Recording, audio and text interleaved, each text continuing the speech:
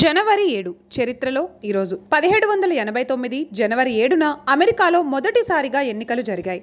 ఈ ఎన్నికల్లో విశేషం ఏమిటి అంటే ఆస్తులున్న వారికే ఎన్నికల్లో ఓటు హక్కు ఉండేది. మొదటి ఎన్నికల్లో జార్జ్ వాషింగ్టన్ విజయం సాధించారు. ఇక అదే సంవత్సరంలో ఏప్రిల్ 30న అమెరికా మొదటి అధ్యక్షుడిగా జార్జ్ వాషింగ్టన్ ప్రమాణ స్వీకారం చేశారు.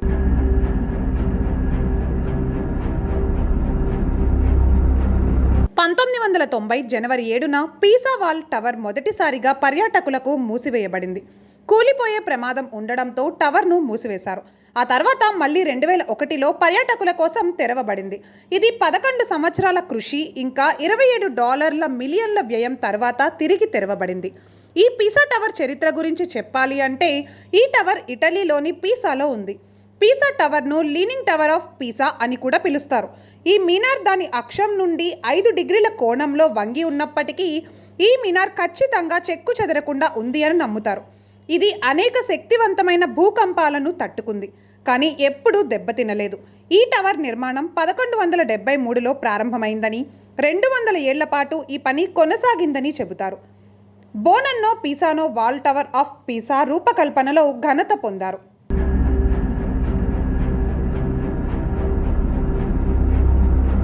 మీరు వైఫై ద్వారా మీ మొబైల్ ఫోన్, ట్యాబ్లెట్ లేదా ల్యాప్టాప్లో హైస్పీడ్ ఇంటర్నెట్ను యాక్సెస్ చేయగలిగినప్పుడు వైఫైని ఎవరు కనుగొన్నారు అని మీరు ఎప్పుడైనా ఆలోచించారా? అమెరికన్ సెర్బియన్ ఆవిష్కర్త నికోలా టెస్లాను వైఫై పితామహుడిగా పిలుస్తారు.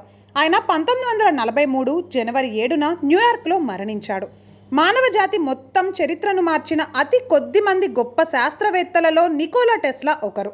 ఆయన తన మనసులో చాలా క్లిష్టమైన గణిత సమస్యలను కూడా పరిష్కరించగలరు. నికోలా టెస్లా తన జీవితంలో ఎన్నో ఆవిష్కరణలు చేశారు. ఇందులో electric motor, x-ray technology, radio, AC current వంటి ఆవిష్కరణలు కూడా ఉన్నాయి.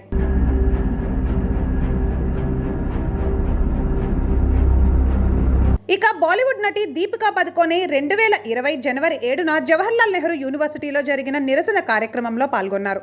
అక్కడ దీపిక వామపక్ష విద్యార్థులకు బహిరంగంగా మద్దతు పలికింది. ఈ సమయంలో దీపిక మాట్లాడుతూ, ఈరోజు ప్రజలు భయం లేకుండా తమ స్వరాన్ని పెంచుతున్నందుకు నేను గర్వపడుతున్నాను. ఈ నిరసన కార్యక్రమంలో కన్హయ్య కుమార్ కూడా పాల్గొన్నారు. మీడియా కథనాల ప్రకారం దీపిక పదుకొనే తన చిత్రం చపాక్ ప్రమోషన్ కోసం నిరసనలో చేరడానికి వెళ్ళింది. 50 కోట్లతో నిర్మించిన ఈ సినిమా ఖర్చును రికవరీ చేయడంలో విఫలమైంది. ఈ చిత్రం బాక్సాఫీస్ వద్ద కేవలం 55.44 కోట్లు మాత్రమే రాబట్టింది.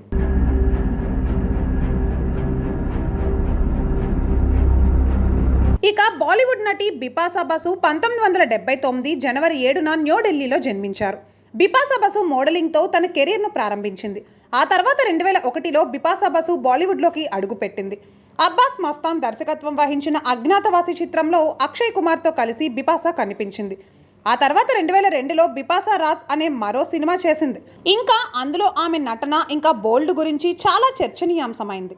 సినిమాలోని డైలాగుల నుంచి పాటల వరకు పెద్ద హిట్లు వచ్చాయి. ఈ చిత్రానికి విక్రమ్ భట్ దర్శకత్వం వహించారు.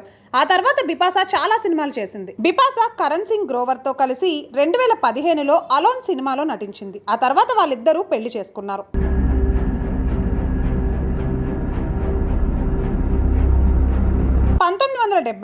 జనవరి 7న Bharat chess grand master Krishnan Sasikiran చెన్నైలో జన్మించారు.